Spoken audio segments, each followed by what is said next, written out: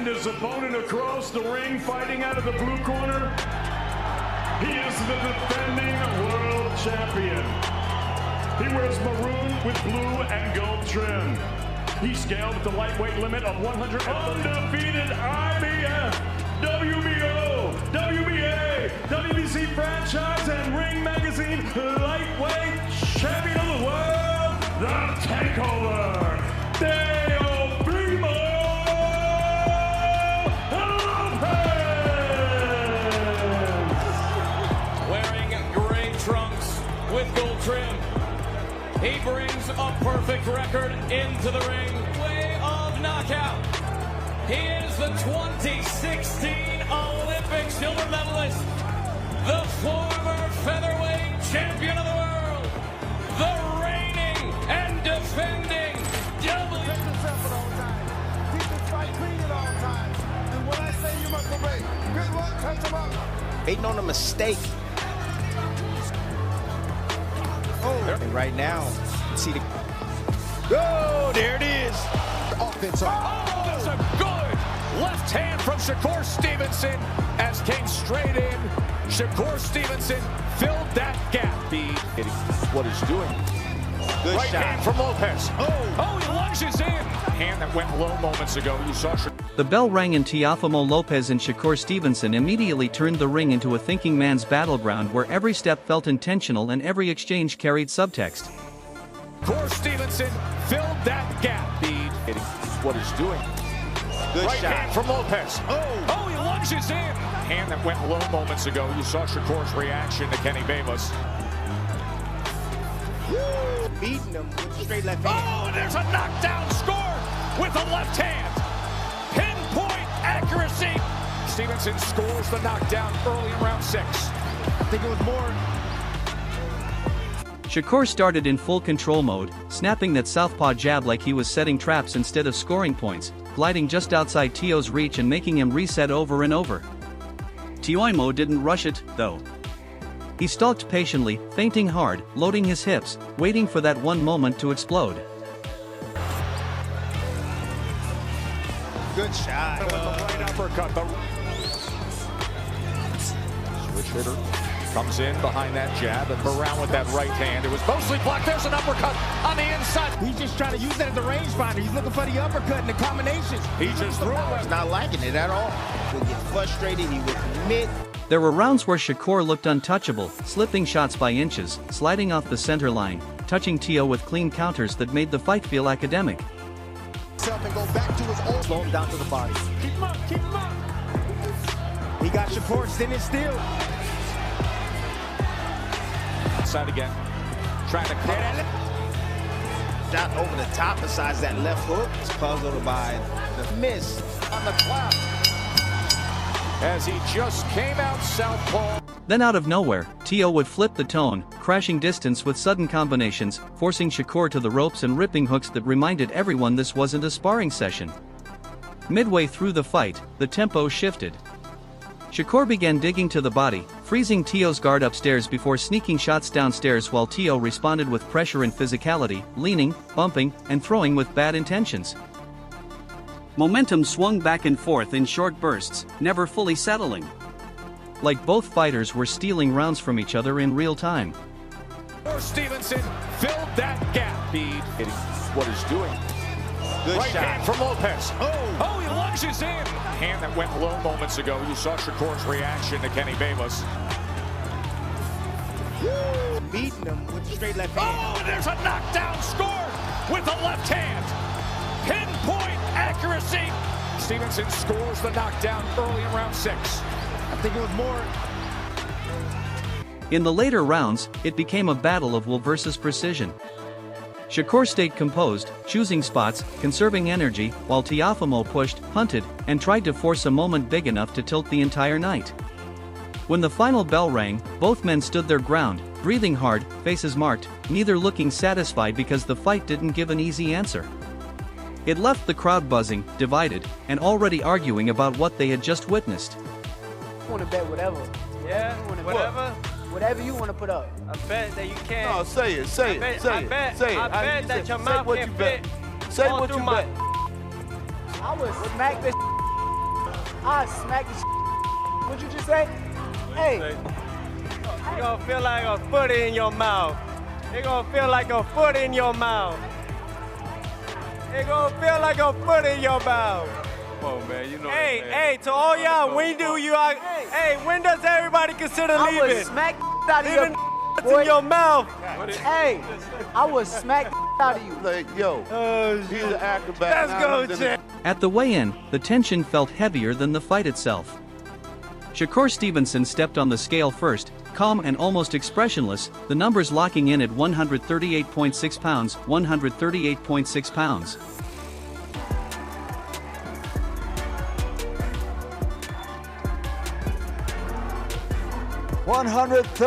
£138.6 for the undefeated challenger, Shakur Stevenson.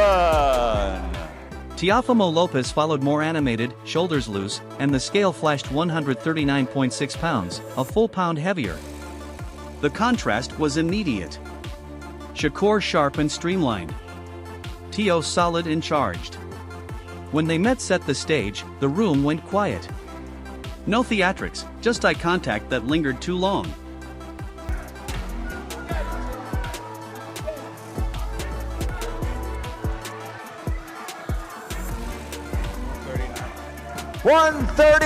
$139.6 for the reigning and defending champion. Shakur didn't blink, chin tucked.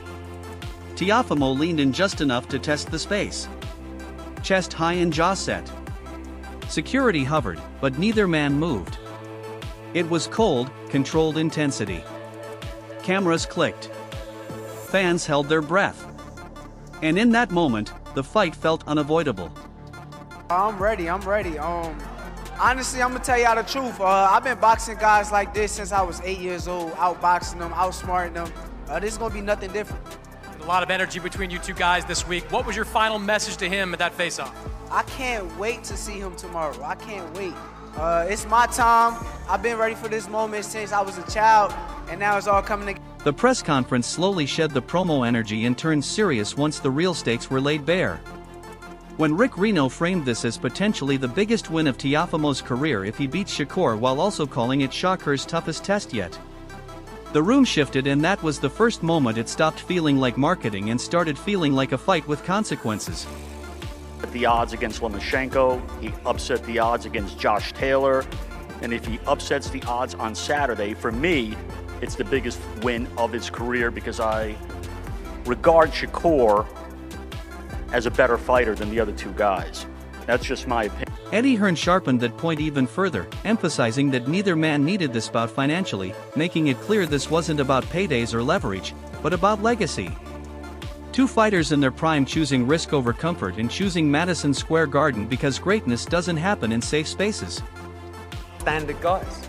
These are guys that are chasing greatness in a sold-out arena that has hosted Muhammad Ali and Sugar Ray Robinson and Rocky Marciano. That's what these guys are after. They're chasing. Then the tone cracked open when James Prince lit the fuse by promising Shakur would deal with Teo, blending jokes with trash talk and drifting into personal territory, instantly raising the temperature. Not long after, Teofimo's team reframed the moment through history by comparing it to the Lomachenko fight and reminding everyone that Teo has thrived before as the underestimated man. A quiet warning disguised his confidence. From there, control was gone as betting challenges, insults, family shots, and overlapping shouts turned the press conference into raw hostility instead of scripted. I feel like a foot in your mouth. Come on, man. You know Hey, that, man. hey, to all y'all, when does everybody consider I would leaving? smack out of Leaving your nuts boy. in your mouth. Hey, I would smack out of you. Like, yo, he's an acrobat. Let's Now go, he's in the Jam. clown mode. Stop clowning, man. Let's go, Jim. Hey, Ain't nothing to be watch funny your about. So words, big, nigga. it's like You a foot in your respect mouth. pussy. Hey, look how they get riled up. Oh, yo, can it be Saturday already? All right. Let it be Saturday already. Shakur eventually pulled the room back to earth by explaining why he brought hundreds of kids from New Jersey with him. A calm, purpose-driven moment that only made the earlier of madness feel louder in hindsight. He doubled down on that mindset by saying the fight wasn't personal and that emotion is weakness, revealing just how cold and deliberate his approach is. Teofimo closed the night the opposite way, not loud, not theatrical, but calm and certain, saying he's never felt better mentally or spiritually, describing himself as locked in and ending with a simple promise to win that lingered longer than any trash talk. And you know one thing though, hey look, my only last thing, Shakur, and you can't when it's all said and done, I've been in that position, words when it comes to you, Saturday night, make sure y'all tune in. I'm gonna beat this boy alright now, everything when it I comes love. to it, hey yo, Make sure y'all tune in. when it comes to it, the way you they box, all not gonna be cheering you on after this. And right after that press conference finished spiraling from legacy talk into full psychological warfare, Teofimo steps to the side mic and somehow turns the chaos into fuel instead of noise. What jumped out immediately wasn't the trash talk. It was the way Teo framed everything as alignment, energy, timing. Almost like he's fighting the moment as much as the man. When he dismisses the idea that he'd mentioned family and pushes back on that whole narrative, you can hear a fighter who feels misrepresented and is almost daring the universe to test him. Then the stare-down talk comes up and Teo says he saw evil in Shakur's eyes.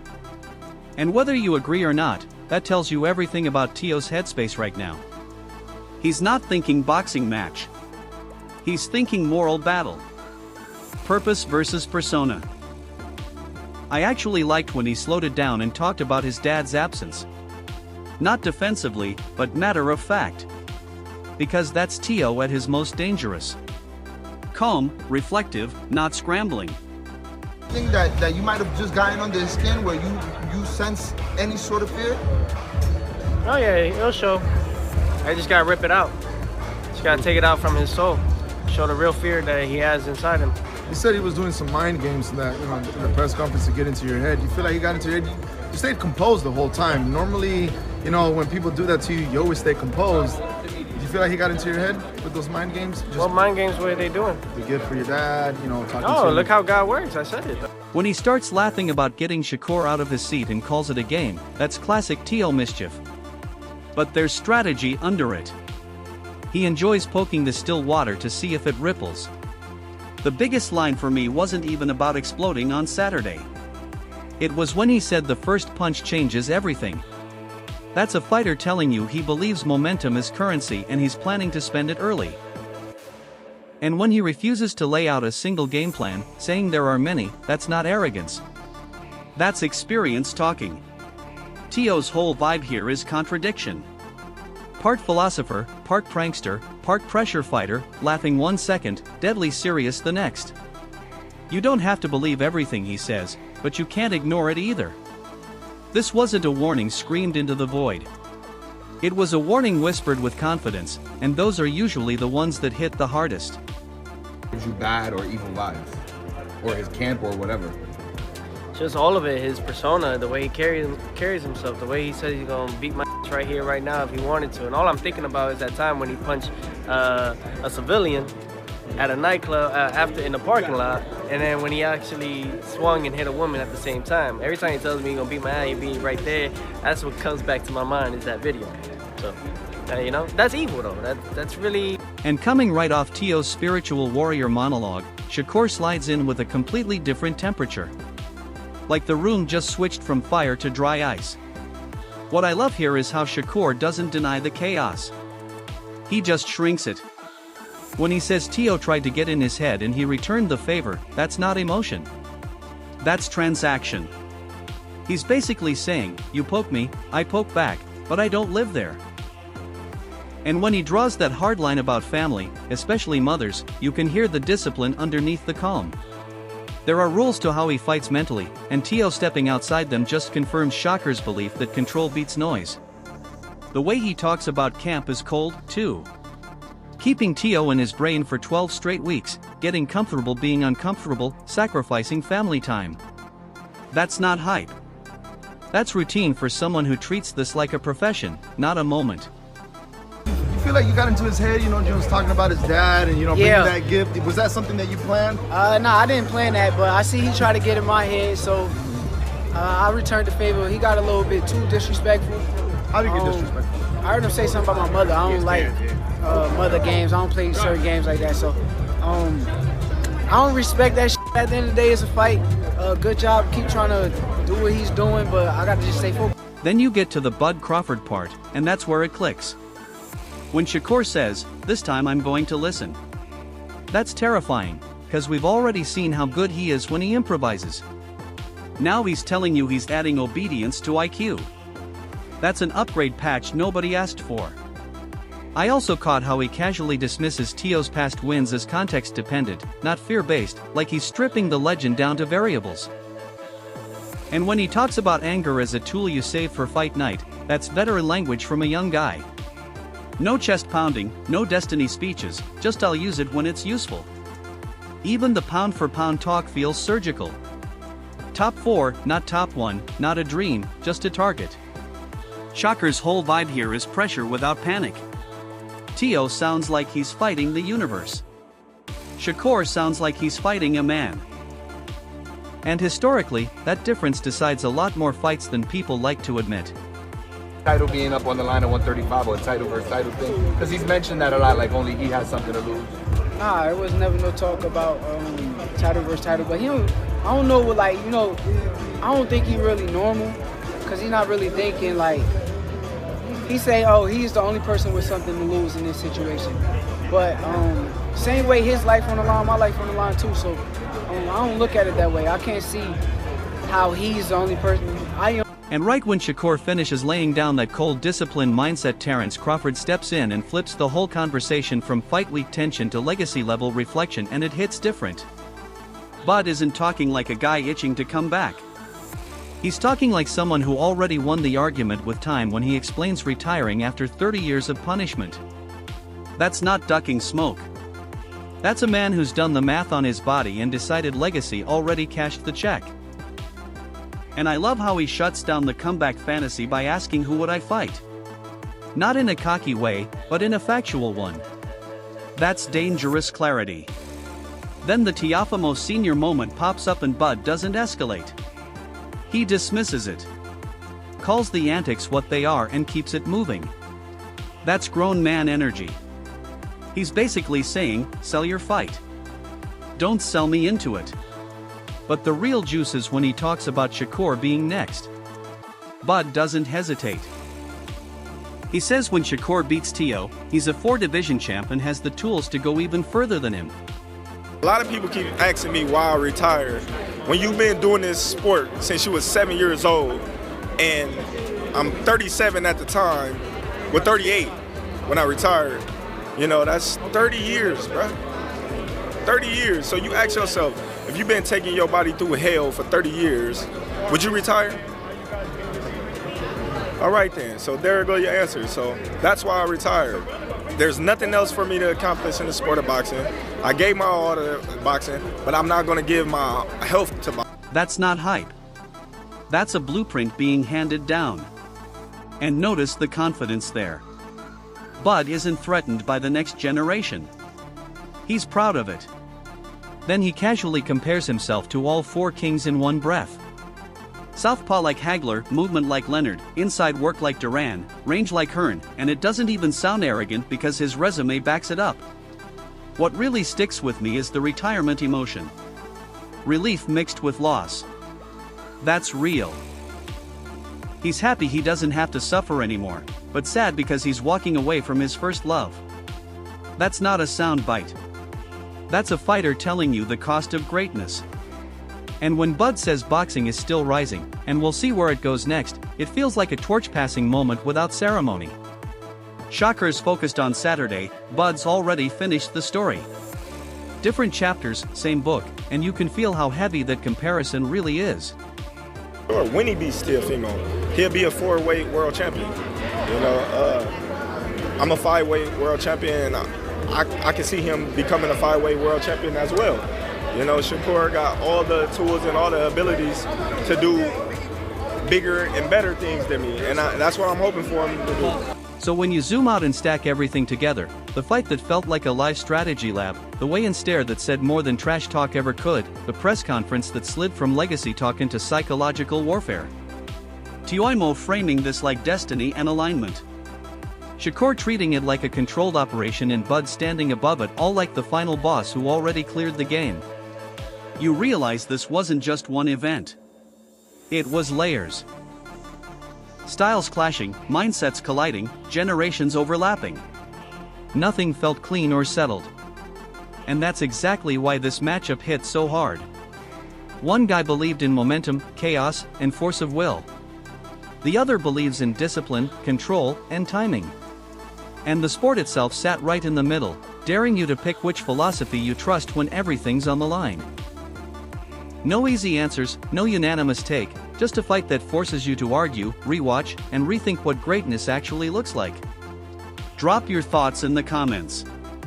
Who convinced you more? Whose mindset wins when it really matters? And how you saw this whole thing unfold. And yo, don't ever forget to like, share, and subscribe to Boxing Pulse. See you in the next one.